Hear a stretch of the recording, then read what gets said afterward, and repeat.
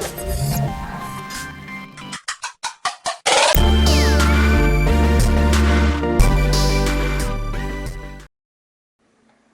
everyone, Tim here from QBKing77.com, here to do a video. I've been using my Sprint Samsung Galaxy Note 2 all day today, and I've been loving it. I really do like it. However, I have found some issues with it, some features and such that are causing issues, and they need to be addressed very soon. So, first of all, my biggest issue, actually, this is the biggest one for some reason, it bothers me a lot. My main phone before the Galaxy Note 2 has been the Galaxy S3. I use that more than any other phone that I own, and I've become accustomed to how it works and how it runs. So, when I got the Galaxy Note 2, I noticed it right away. It's the first thing I noticed just because I'm so used to how it ran on the Galaxy S3, and it's a very simple feature that needs to be fixed right away. So, what it is basically some lag on the Note 2 when you turn on the screen. And I noticed it right away. Sometimes it's not noticeable, sometimes it is very noticeable. So what I'm going to do is press the buttons on the same time. I have a Sprint Samsung Galaxy S3 running Jelly Bean here, and my Note 2 running Jelly Bean as well. So otherwise I'm going to go ahead and press every time you see the screen light up, I'm pressing the button at the same time. So here we go. Bam. Right there. That's generally how it works. You saw how much quicker the S3 screen turned on as opposed to the Note 2. I'm going to try it again. Look at that. It's not even a contest. I'll try it with the home button too. So let's try it with the home button. Pressed at the same time. And do you see the lag? And I mean, it's so noticeable.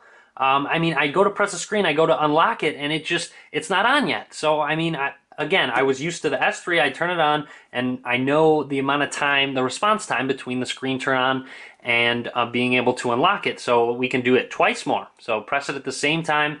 Again, same issue right here. So you'll see me pressing it at the exact same time. That time it wasn't too bad, but about 80% of the time, I mean, even that time, the S3 was quicker, not by much, but it was a little bit quicker. But I mean, 80–90% of the time, the S3 turns on, I mean, almost 100% of the time, the S3 turns on before the Note 2. So that is one little issue that needs to be addressed right away, because sometimes, as you saw, it took a little while to turn on, and you need to sit there and wait for it to turn on before you can unlock your screen. So that is one of the main issues that I am addressing right now that Samsung and Sprint need to address and push out an update for it.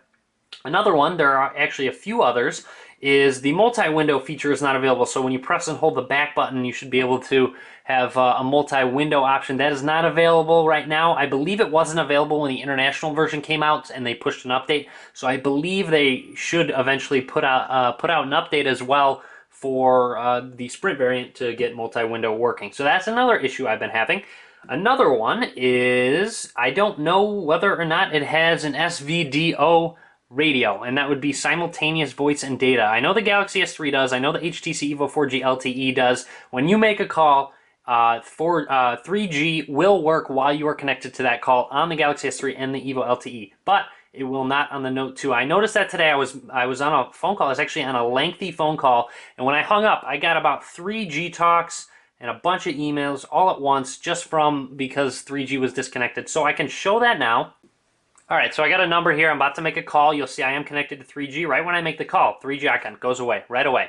There you have it, which is a huge issue because obviously that should be a pretty standard feature now. Even though it is a CDMA device, you can have an SVDO radio within the device to have it work with data and calls. So again, I don't know if it has that radio. I don't know if an update's going to fix this, but that is something that needs to be addressed by Sprint and Samsung as well. And the final thing I have noticed that needs to be addressed is the fact that Google Wallet is not supported on this device yet, which should come standard. I don't know why they've decided not to have it supported. When you go into Google Wallet, this comes up. Unfortunately, Google Wallet is not yet available for your device or mobile network. I do remember it taking a little while for the Evo LTE to be supported with Google Wallet, so I'm going to give it a little bit of time, but hopefully in the near future, Google Wallet will be supported as well.